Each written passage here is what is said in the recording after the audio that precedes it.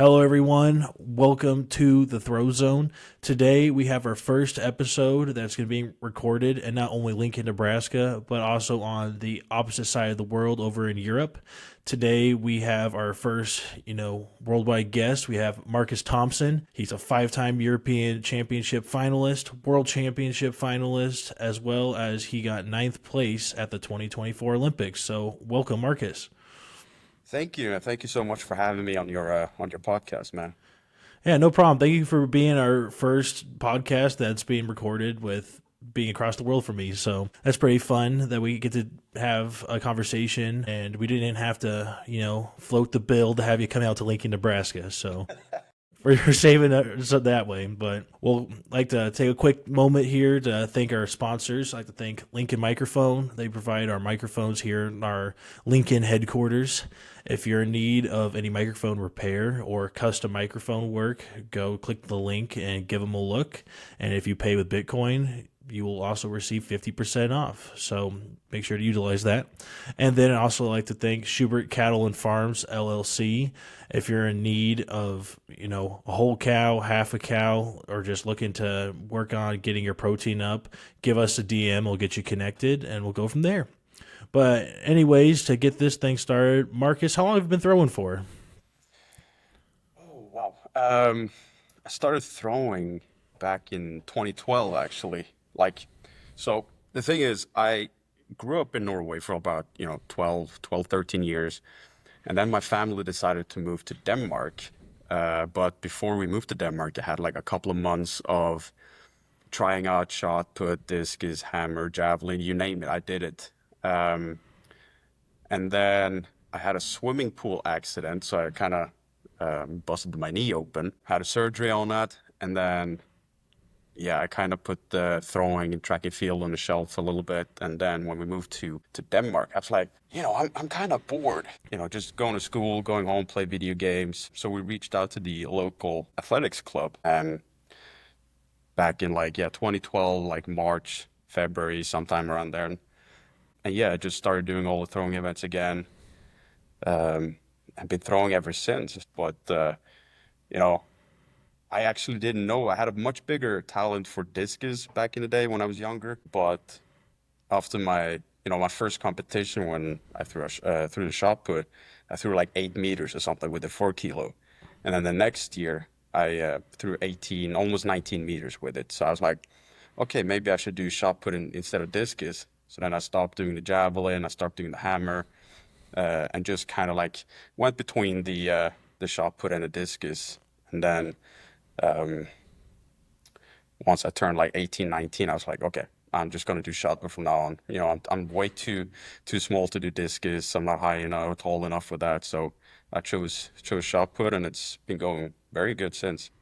Oh, I would totally agree with that. But yeah, I feel like that's a pretty common thing you see with shot putters. Like my friend Berger, when he started throwing, he talked about he always thought he was going to be like a discus main. That was going to be his main thing. And then he just really liked shot put more. And so he kind of slowly transitioned to focusing more on the shot put, which I always think that's interesting. I, had the opposite experience. I did my little, middle school wind up in the discus where you do all those cranking it, like you're trying to All start a those lawn, where you're starting a lawnmower. And then instead of releasing it, it just slipped out of my hand, hit the cage. And our coach at the time in our little seventh grade, after school thing, said that I need to stick to shot put. And I was the only exception that I was able to do one event, and the rules were you had to do at least two. But they didn't want to make me run. I didn't have to jump, and I wasn't throwing the discus. So ever since then, I was locked into shot puts, my one thing to worry about. Yeah, well, I had my how'd you say, my first or second serious coach. He was American. He went to University of Idaho. Was training together with Joachim Olsen, the Danish shot putter, and he was always like, "You're gonna have to do discus and shot because I want you to go to the U.S. I want you to go to through the college system." So he always, he was always coaching me in both events. But then he retired from being a throws coach back in 2016, and then I reached out to Westein, who was, the coach of Daniel Stahl, Simon Pedersen, and he was like, "No, you're just gonna do shot put. You're way too small to do discus." Yeah. And shot put, I feel like you can have a lot more different ranges of heights and body types to throw far. Where just, looking at a major competition, you'll see someone that's, Krauser's height, and then you'll see someone that's, a lot shorter. I'd say Joe's a different build than Krauser, Uh, and they're still able to perform at a high level. And then in discus, most of the time, you do see a couple of like people, that are just a little bit over 6 foot, but for the most part, you just look like, oh, those are the tall guys. There's discus throwers. yeah. So me myself, I'm like 6'1", 6'2", and I've always been kind of big in my build. So shot put always came more naturally to me. Discus was always like I didn't have my own start. I was always trying to do every single throw was a different start, a different wind up, or so that just it never came naturally for me. I could probably throw decently far in the discus. I almost have like I don't know what it is in the US, maybe like a 6'7", 6'8" wingspan or something like that. So I got a pretty big wingspan for it. So I could probably, if I did a little bit of discus, I probably could throw, 55 meters maybe. But yeah, that discus is not for me. Yeah, I have the opposite problem. I'm about 6'5", and my wingspan is also about 6'5", and so it looks like I have little T-Rex arms. And so I just was fighting for my life to throw the discus. And in like high school, the 1.6, you don't really have to be as technically sound. You can kind of just spin in a circle, kind of hit the front, and you might catch the wind just right. It'll go somewhere, which is kind of was my specialty. And a 2K discus, I could not get enough torque on that thing to make it do anything worthwhile. Oh no, that 2 kilo discus, like last time I threw the discus back in 2019, I almost ripped my whole pec off. Yeah, I discus hurts. I this last like indoor conference season, or not indoor, outdoor, excuse me. We showed up for our little like training on like a Wednesday. Shot put was Friday, discus was Saturday, and I was only doing shot put. I never took any practice in discus the whole year. Never competed in a meet. And we're throwing, and someone walked up to me. He's like, "Have you seen the entries for this meet?" And I was like, "No, I haven't seen the entries." And they're like, "You're throwing discus." And my coach was laughing and said, "Yeah, we needed a fourth person, and you don't have anything planned for Saturday, so we threw you in." And I had 3 quality fouls, but my entire body just hurt so bad. Like my Yeah. hamstrings were tight when I was turning, my back, my pec. I just knew that something was gonna, unplug itself and cause a load of pain for me. Yeah. No, I couldn't throw the shot put like for 2 weeks after that. My pec was, after you've done like, a lot of benching and shoulder press, you get so sore on the chest. That was me for like 2 weeks, but just in my right pec. My left one was perfectly fine, but I couldn't even do a push up then. Oh, It hurts yeah, so that's much. I was finished. no, I don't believe. I'd say that's pretty common. Discus is mean. It looks pretty, but it's mean. Yeah. But yeah, I guess here. So when you started throwing, you started at 12 and got a little more serious over time. And so when you reached that like 18, 19 age, did you know that shot put was something you wanted to continue and do competitively? Yeah, I would say that. Like my first major, or if you can call it that, was the Youth World Championships in 2015. I got to the final. I got 11th place there. Throwing the 5 kilo, and then I just kept progressing.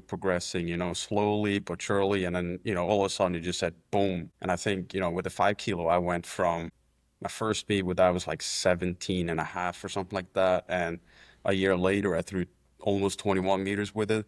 Wow. And then it was the same story with the 6 kilo as well. I think I opened up at like 1970, and then a year later I threw 2150.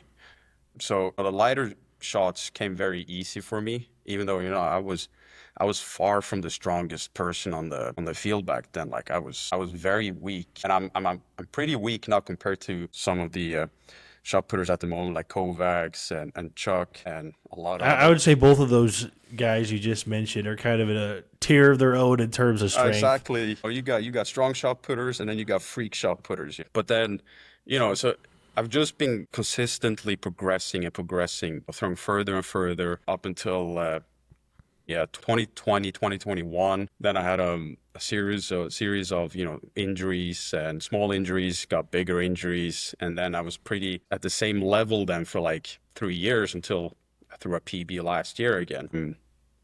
But yeah, like I knew when I was 18, 19 that no, shot put is the thing for me. Like I threw the world record, the world lead back in 2017, and then I had it for like 2 or 3 days, and then Jordan came along and threw like 22 meters, and I was like, well, at least I had the world lead for 2 3 days, uh, but yeah, so I would say that was like the turning point in the time I decided to just do shot put. Yeah, and one thing I also would like to ask is we talked about you had a little series of little injuries, some big injuries, and you didn't progress for 3 years.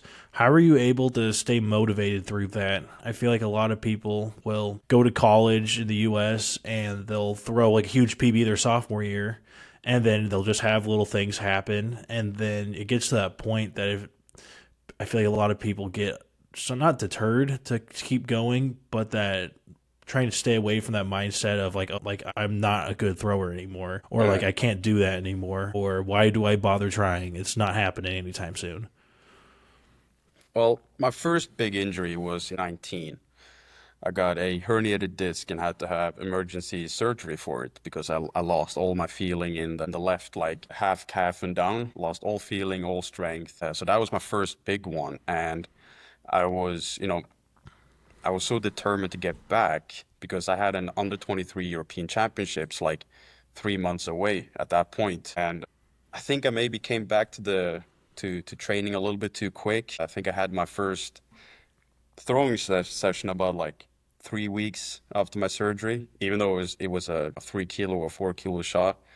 But so I came a little bit too quick back from that. And then 2020, I didn't have any injuries. I had my best training period of my entire career through very far, like every session. Just a little bit angry that I didn't have a competition back in 2020 because, I think my PV would look completely different. And then in 2021, because of my herniated disc problem, right?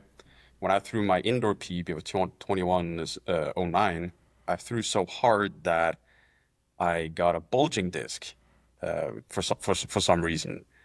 And then that has just stuck with me ever since. The bulging disc is it's gone, but because of that herniated disc problem I had, um, my facet joints now are, they're sometimes getting stuck together, getting a little bit inflamed. So that has been my biggest issue. And then of course I've had some groin tears here and there. And in 2023 I had like groin tears almost every month. So that set me back a lot. And then 2024 was the basically my first season since 20. I had no injuries at all.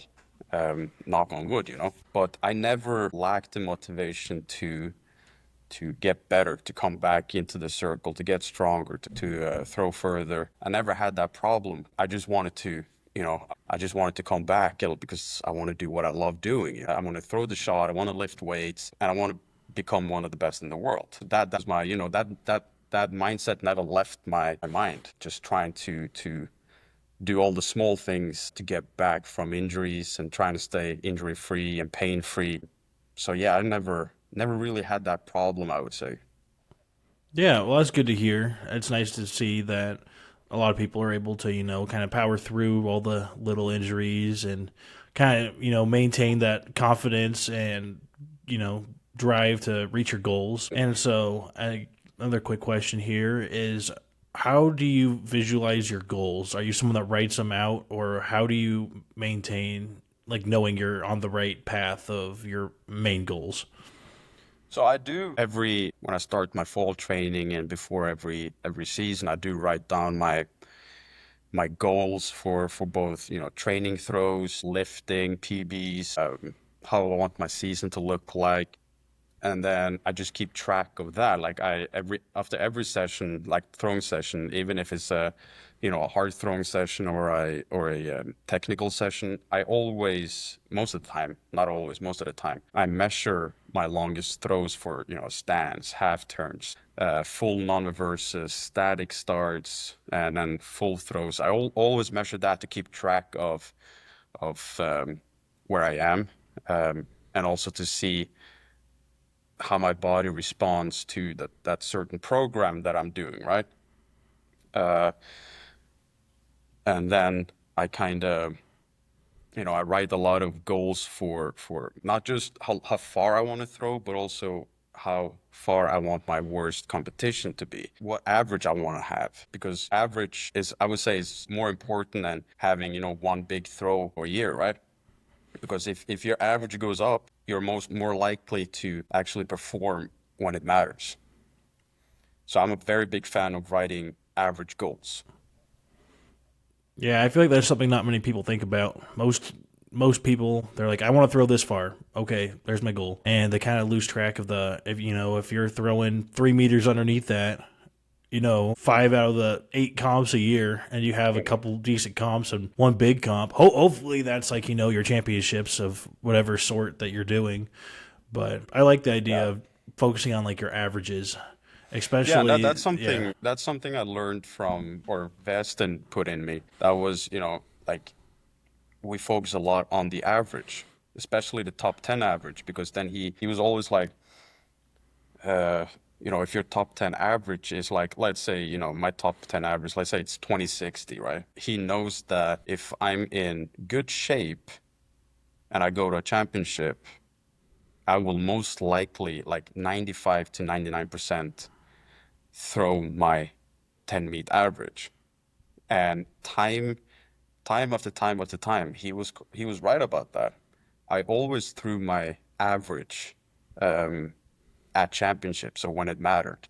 Like he didn't join us for the 2022 World Champs in Eugene, but he knew that I was going to go to the final, even though my qualification wasn't the best. So I was lucky to get into the final there, but he knew that I was going to throw around 2060, 2070 in the final, because my average that year was like 2068, and I threw 2066 in the final. So he was dead certain that I was going to throw at least my average. If I had an average kind of day, then you can always hit a big one and throw a lot further, right?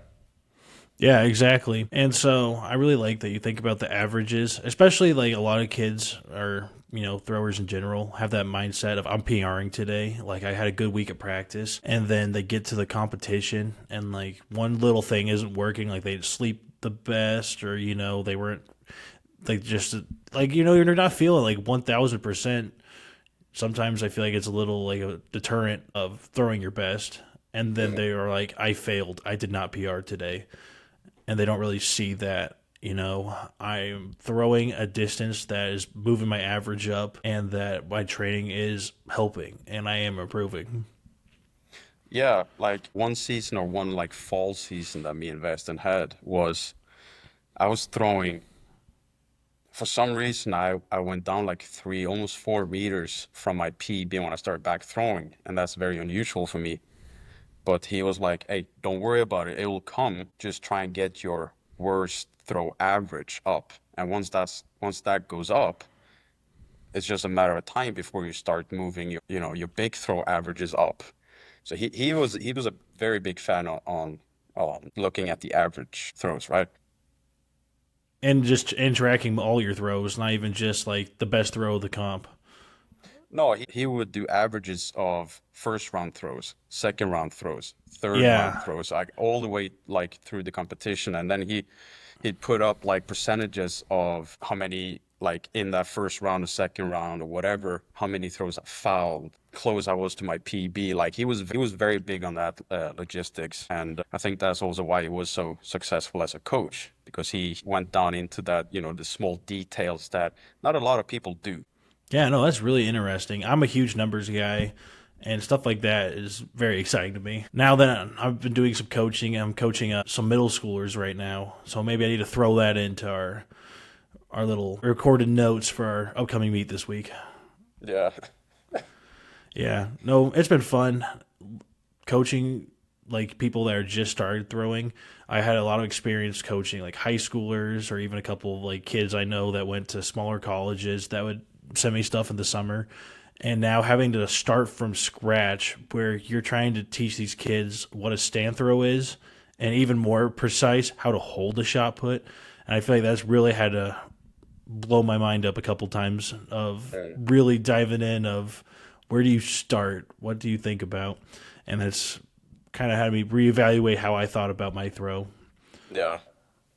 But yeah, so I guess kind of back to your experience here. So when you first said you got serious in it, like 2018 or so, how intense was your lifting programming at that time? Was that something that you were really focused on or something that kind of developed more over time?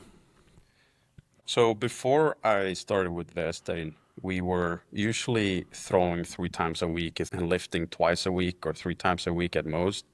And then when I started with vesting, we started right on throwing 4 times a week, lifting 4 times a week. And then we had 2 weeks, no, 2 days a week where we did like fitness kind of related training, a little bit of, hurdle mobility, some running school, skipping, jumping a little bit, a lot of stretching, med ball throws. So from almost doing nothing, it was just like all of a sudden I was doing, you know, 3 times more. And my body at the time could handle it, and then all of a sudden, your body Hit can't that handle wall. it.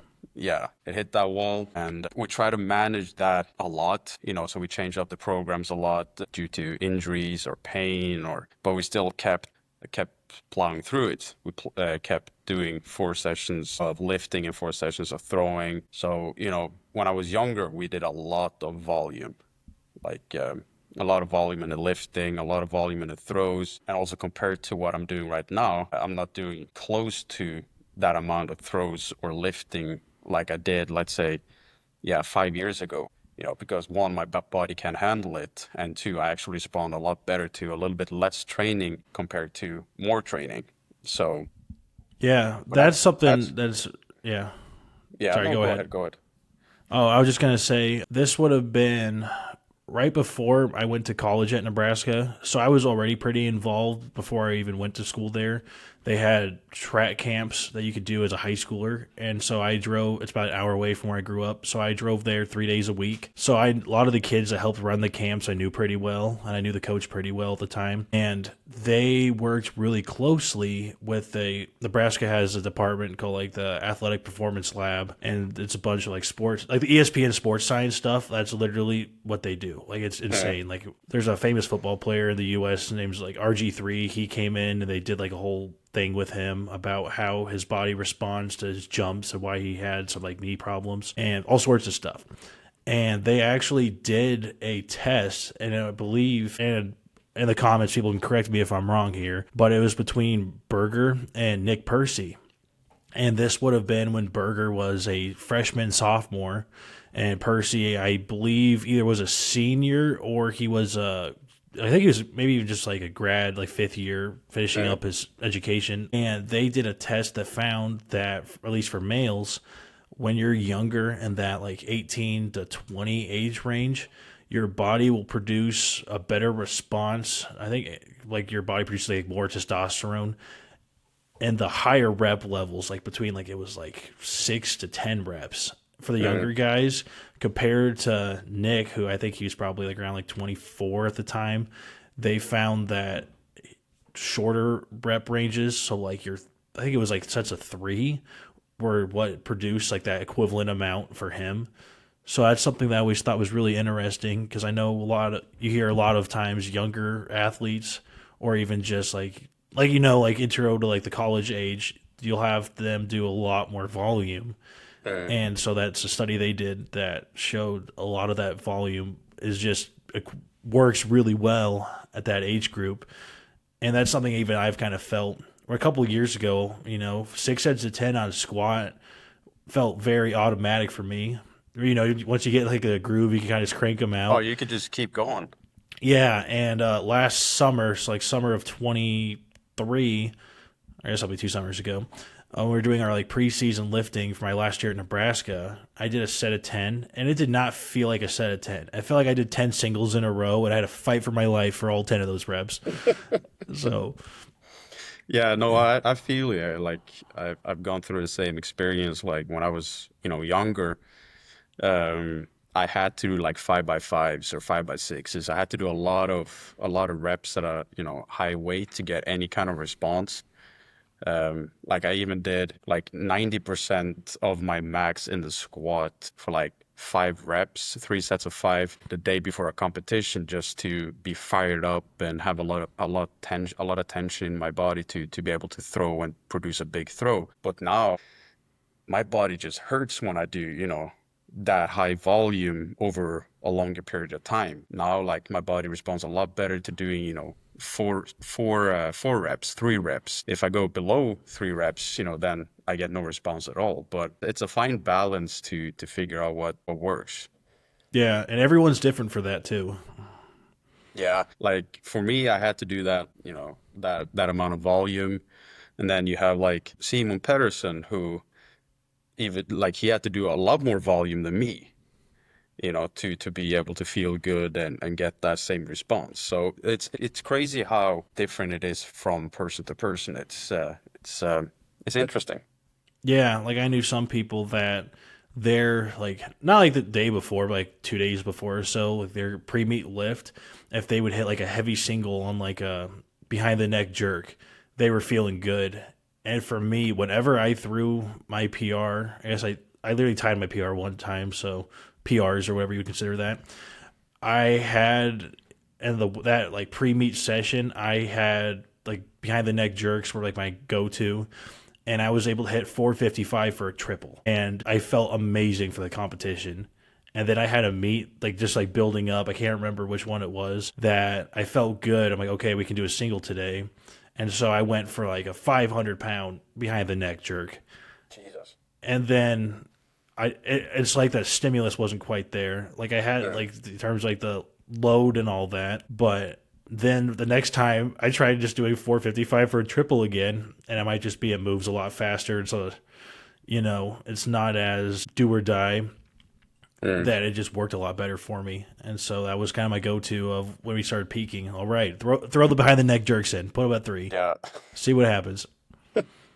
Yeah. No, like, yeah, day before a competition, I also had to do, I tried 5 reps, I tried 3 reps, I tried doubles, singles, and what worked for me was 5 reps. Because like you said, the volume or the weight is not crazy, crazy big. You can go a lot lighter, or you have to go a lot lighter to do a comfortable 5 reps, compared to, doing a single where you can go, a lot heavier. So no, I get you there. It's crazy how like that small of a difference can make, huge impact, or, just change up a little bit of the tension in the body, how you feel, and yeah.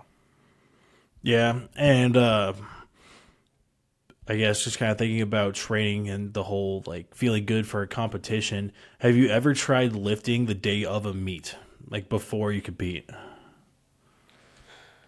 Uh, have I tried that? No, I don't think I have tried that actually. I've just lifted the day before the competition, and then sometimes I lifted right after the competition. But I don't think I've ever done it of the day of competition. No. Yeah, that's something I 100% wouldn't recommend it. But we had a little series at the end of the season this last year of just logistics reasons we couldn't throw before we lifted, just travel and stuff like that. And so I had a practice that I came in and my legs felt really tired Yeah. and my upper body felt really tired. And I noticed I was able to feel the circle a lot more, where I couldn't just try to, punch it in the front as hard, where I felt like I actually got a lot more separation. I felt a lot more relaxed. And so we had a little like for fun meet this summer with like the local track club in Nebraska, and they needed another, over high school age kid to compete. And so the Yeah. person running it knows me, and they're like, Kevin, do you want to throw? And it was a week after trials, and so I did it. And the day of, I went and tried doing some. I think I just did some like heavy box squats,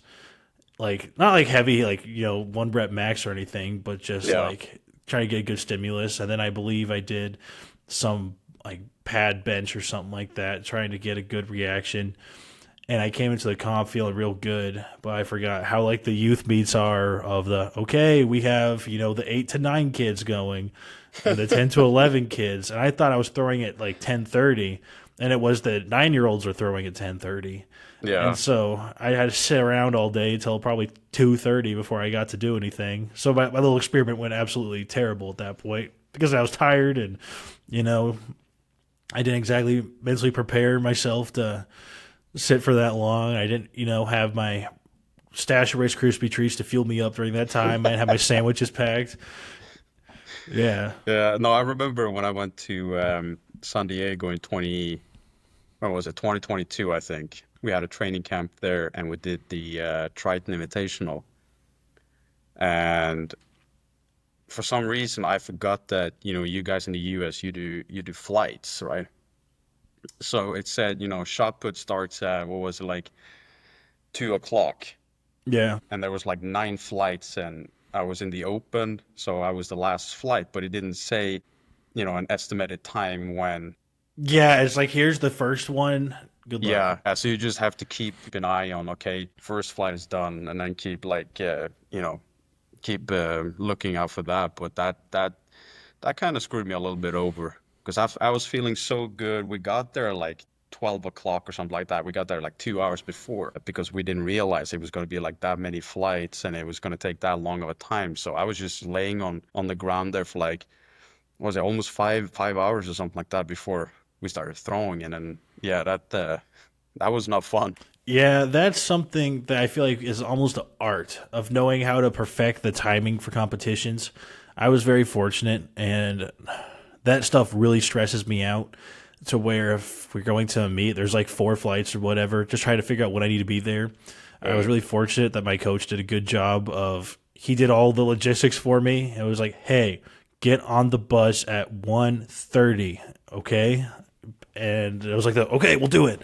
And so we didn't have to do much thinking about that. But I almost felt I was more stressed in meets like that where there's this round after round of people just waiting to compete compared to like, like your bigger competitions that have like 2 flights and it's like Mm. for like a more serious competition. I don't know if it's just the lack of knowing when you're going to go and being able to be in control or what, but that stuff always just stresses me out. Yeah, no, I'll say same here. Like I like being, if shot puts at 6 o'clock, I like to plan out my competition day. So, I'll take the bus at that time. I'll eat lunch or dinner at this time. I wake up this time. I'll do this, that, whatever. So I like being in kind of, as much of a control as I can be for myself. And then of course, you have to adjust it if the competition gets delayed or something happens. That's just something you got to learn and just roll with. But Yeah. but yeah, not knowing when you're gonna throw, I think that would throw me off too. Yeah, we actually had a meet last year that actually had some really bad weather for outdoor for me. My first meet got rained out, and it was only men's shot put that got canceled. It was when Axelina just qualified for the Mm. Olympics and hit the standard, and we were all freaking out. And then absolute downpour. Like I could not have been more soaked if I jumped in a pool, and it was just an absolute mess. We had one bus driver took the bus. We had 2 buses for the team, and one of the buses took both bus drivers to the hotel, so the bus was locked. We got in the bus, finally crammed everyone on, and then we realized the shot puts were still out there. Oh, So we had and it was probably, like 400 meters away from us. So we had to really book it to get there. And then I was like, okay, we're going to still get to throw today. And then they canceled the meet. And so the next meet was Drake Relays. It's a bigger meet here in the U.S. And we were going to compete at like 8 p.m. or 9 p.m. And so, just kind of planning for the day of when you're mm. doing stuff. I think it was about noon, 1 o'clock. They moved it, and we weren't going to throw at 9 anymore or whatever. It was going to be at 6:30, 7 o'clock.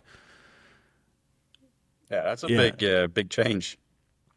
It was for the right reasons. They had like 3 or 4 tornadoes blow through and bad rains and all that. So it was actually quite the experience there. Mm. But it was one of those. I was so pumped to throw, and then I'm like, "Oh, you're changing the time! Like my brain cannot handle that today." When I first started competing or traveling and competing when I became senior or 20 years old, Weston just put me into all kinds of meetings, because He just wanted me to learn how to handle, canceled flights, delayed flights, my, pickup from the airport not showing up, or, super hard bed, or, whatever. He just wanted me to keep competing so I could learn how to handle all these, different things. And that is something, I owe him a lot of credit for, because that has helped me a lot you know, in my current stage of the career. Because in the beginning, I was like, I was calling Vest and sending him messages like, "Oh, what am I gonna do? What should I do? Like blah blah blah blah blah." And he was just, "Hey, calm down. Yeah, yeah, but I'm gonna throw very bad at this competition now because my flight is delayed or canceled." No, you're not. You're gonna throw good. You know. So competing a lot and have a lot of different things happen to you or happen to the competition, it's just learning for when you get older, or yeah, whatever. Yeah, I would say as a younger thrower, there's probably, I guess, your biggest issue for indoor, at least in my experience, has been the different types of rings to throw in. Where you have like a more of a sticky concrete, or you might have like a polished concrete that's like ice, and then you'll have the different types of wooden rings, and then you'll have those like fiberglass rings, and just trying to get a good feel for all the different circles. And then you have outdoor, you have some faster rings, which you should probably feel from indoor, but then it starts raining, and then everyone's trying to figure out how we go on with this. So I guess kind of rolling into dealing with the rain. How did you handle that at the Olympics this last year with like just an absolute downpour coming out of nowhere? Well, to be honest, I didn't experience the rain because I was getting ninth place, getting those last three throws. And as like the rain started like dripping a little bit for my last throw, but it was like barely nothing. So, and as soon as we finished that third round throw, uh, the skies just opened up. But so I never got to throw in that circle in the rain, but I saw Leo falling, and I think Chuck too, maybe. I I think don't. so. Yeah. So and then a couple of the girls were falling. So I was like, okay, that it looks to be a very slippery circle when it's wet, because it was Yeah. quite fast when it was dry. Yeah. So if you were tasked to throw in a meet with rain, how would you set yourself up for success with that? Mm.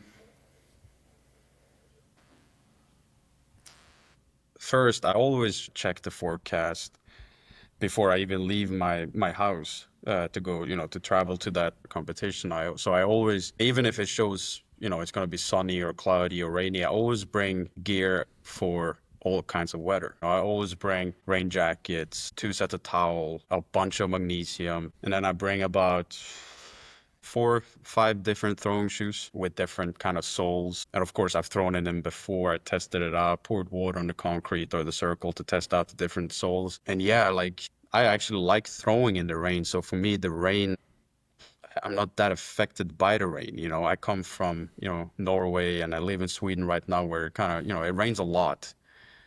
Um, like fortunately for that throwing circle that we have like a roof over it, so we don't get super wet, but the ring still gets wet. Yeah. So I'm always, I got no problem throwing in rain.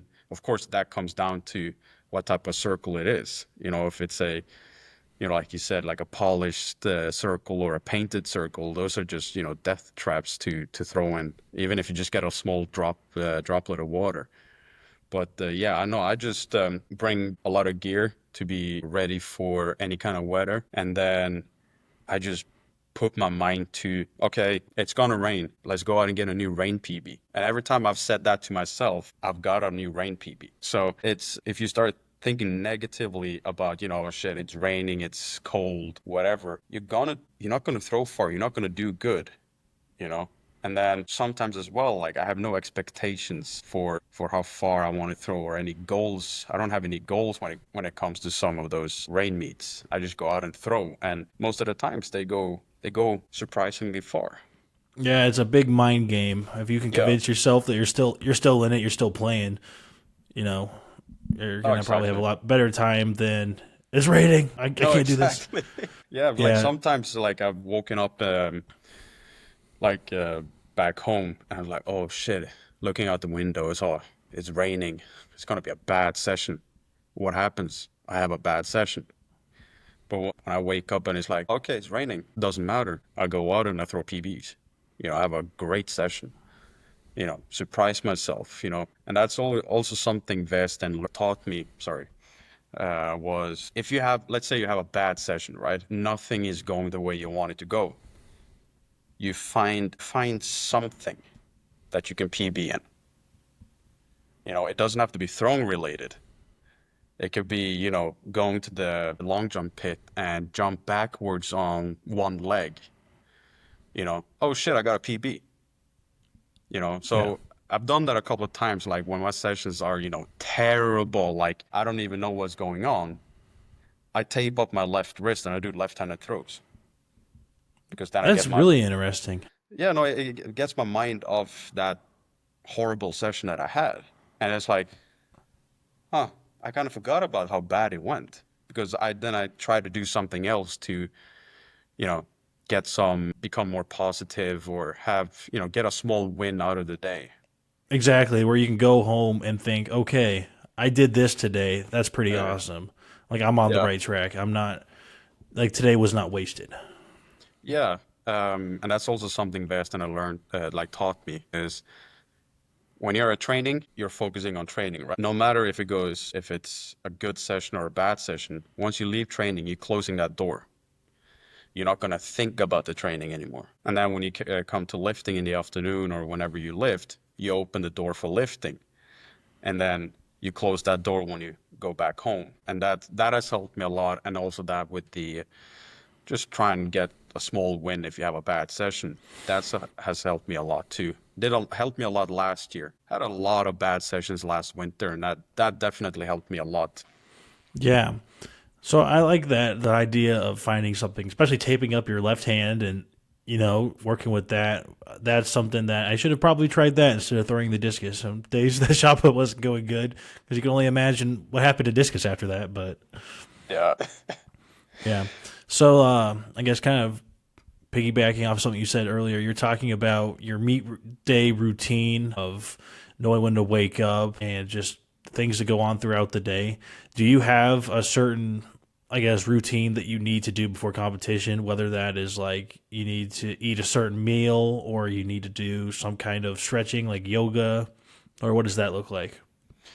I've had a lot of different phases during my time throwing the shot put or just competing in general. I remember when I was under 18, under 16, the night before a competition, I always had to have chocolate milk. But then, I kind of stopped doing that. And then I started, what else did I start? I've had a lot of different routines. My mind just went blank now. But currently, for the last years, I've basically just done the same thing I normally do for every day. It's just a competition. It's the same as training. You're just waking up and you're going to go out throw. And I don't believe in having, traditions or routines. Or, of course, I have routines when it comes to um, waking up, how The much tasks you sleep, need to do. exactly like how much sleep I need, or okay, I'm going to have my last meal before the competition at this time. I'm going to go to the bus this time. But no traditions or rituals or anything like that. Those kind of things, left those in the past. Yeah, and I guess talking about sleep and that whole ballpark, that's something we've kind of covered in a couple of episodes here in our podcast. I guess besides sleep, do you have any big recovery tools that you like to utilize, especially after a tough day of training? No, for me, sleep is the most important, and then I like to get in a lot of protein during the day. Um, I've noticed that the more protein I get of course, up to a certain level, my body feels the best. So if I skip out on meals or proteins during the day, my body kind of feels, tired, sore. But then lately, like the last year, I've started doing a lot of hot and cold therapy, more cold plunges and cold showers, and yeah, just it's like a form of meditation too, because when you go into ice cold water, your mind just becomes blank. You can't think of anything. You're basically just thinking about, survival or survive this cold. You're focusing on your breath. Just yeah. So those are the things that I do the most, I would say, for when it comes to recovery and well-being. Yeah, I like the contrast of like the hot and cold therapy and stuff like that. That was something that this last year I really bought into it, and our like rehab facility we had a hot tub and a cold tub, and that was probably one of the biggest things for me was I finally was brave enough to stand the cold. I don't like the cold water, Mm. and I started off doing like hot cold and end on hot, and then I got brave enough to end on cold, and then eventually after our toughest sessions were typically Fridays, and the philosophy was you're gonna have Saturday and Sunday to recover, so we could just you can go do some heavy squats and some cleans and bench all back to back, get as worn out as possible, and so we would eventually get comfortable to where I would do the ice bath, and I thought that would. I never believed in it, but until this last year, that's when I felt really good coming out of that. I usually don't do the cold bath or the plunges on days that I'm lifting because, I feel great. If I do a heavy lifting session or a lot of volume and then I do a cold plunge, I feel great. But the next morning I feel terrible. Hmm. So I always do like, those hot and cold, like sauna, ice bath, whatever, on the days that I don't lift. Just the days that I throw or the days that I have like a fitness type training. So I usually do, cold plunges and contrast like three to four times a week, 4 times max, 3 times minimum. So yeah. Yeah. And then I guess, do you have any go-to meals for your days of competition? I'm a big chicken and rice guy. If you talk to my parents about this, every time have my meals, when I prep my meals or make my food or whatever, they're like, "Oh man, you have to start, getting some, beef in you or some pasta, like change up your meals." I'm like, no, rice and chicken, it's easy to make. It has what you need, like of course some vegetables. Well, if you ask my mom now, she would say I'd be lying because she never sees me eat those vegetables, but I do. No, I just whatever food they have at the competition at the hotel, it, I'm very easy with that. Of course, you've been to a lot of competitions as well, and you always see like the same kind of types of meat or carbs or whatever. It's always like some pasta or rice, chicken, beef. Yeah, it's always the same, So you what you're gonna get or what you can expect, right? Yeah, and the chicken's going to be the unflavored, just, cooked chicken, and you just kind of have to, Overcooked chicken. yeah, it's where you kind of have to really convince yourself what you're fighting for. Yeah, have like 2 glasses or 3 glasses of water next to you so you can like get it down. Yeah, we actually had a meet that our hotel like had, all the meals catered for us, and it was the driest chicken, and we stopped at a grocery store, and they had the Chick-fil-A sauce at the grocery store to buy, Uh, and we ended up buying that, and the hotel told us we couldn't bring it in to our little like ballroom because of the contract we signed and how we would have to pay like a $200 fine for bringing outside food in, and I was so sad. So I couldn't sneak my Chick-fil-A sauce in for the rest of that weekend. that's strange, but yeah. Yeah, they just they're trying to charge everyone as much as they can. Uh, Yeah, but I guess we're just about at our time here for this episode. Do you have any last tidbits of advice that you would give to throwers looking to improve their throws, whether that's nutritional advice or recovery or overall just training? well, I would say my advice is when it comes to training is just keep throwing and keep training, keep showing up, and if you have a bad session, a bad meet, a bad week, a bad month, or whatever, just keep pushing through. If it continues, do a little bit of a change. Not sometimes or most of the time you don't need to change, a lot. It could just be a minor detail. You know, one like take some fewer throws or longer rest. It always That's what Veston told me, was just keep showing up. You're gonna figure it out. You're gonna fix it. It's gonna come back. You haven't lost anything. So yeah, just keep showing up and keep throwing hard and lifting heavy. But be smart. Listen to the body. That's something I've started to do the last couple of years. Not just kill my body, but hey, listen to my body. Exactly. I think that just comes with time and understanding, making sure that you're aware of what is too much and what's not enough. Yeah, and it took me a lot of years to get that mindset and kind of listen to my body, because when I was younger, it was just, push, push, push, push, push. Like my body's gonna handle it and injury. So listen to your body. Yeah. Well, alrighty. Well, anyways, Marcus, thank you for coming on the podcast and being our first, worldwide episode. Probably about halfway across the world, if not more, from Lincoln, Yeah. Nebraska. So thank you for being flexible with getting the time set up. No, and And thank you for having me.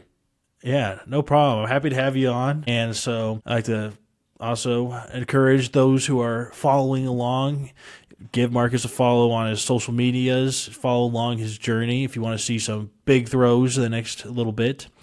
And also remember to give us a like, subscribe if you're on YouTube. Give us a follow on whatever streaming platform you're looking at. We're currently on Spotify, Apple Music, Amazon, Audible, YouTube, all that major stuff. And also give us a follow. We just hit 1,000 follows the day that we're recording this. So thank you everyone for helping us get there. And we're excited to keep on making more content. And that's it for this week's episode.